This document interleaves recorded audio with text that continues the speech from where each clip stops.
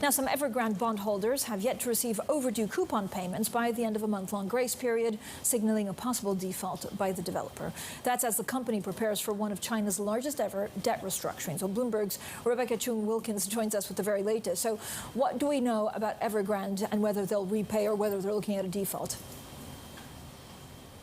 Well, it does look like we are inching closer to what would be Evergrande's first default on a public bond, with a missed coupon on these $2 notes as we come to the end of the grace period.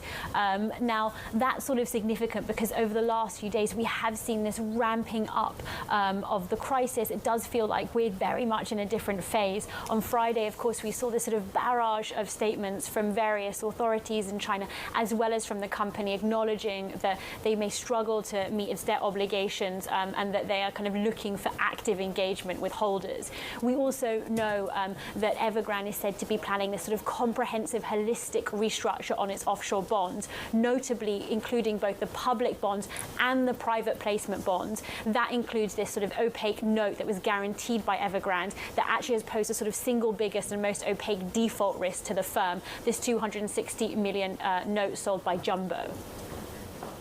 So, Rebecca, what would an Evergrande collapse actually mean for China's financial markets?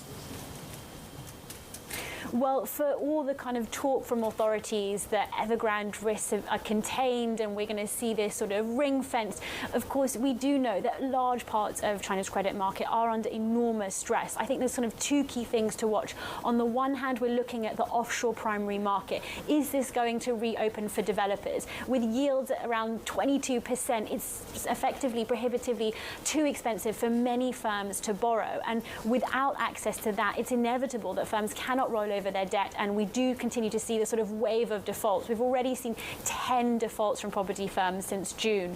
And on the other hand, you know, we're also important to kind of keep an eye on the fundamentals here of property firm sales. Sales have been very, very, very weak, and without seeing some kind of improvement in sales, it's hard to see how property firms can really improve their financial health and improve the sort of long-term sustainability of many of these businesses.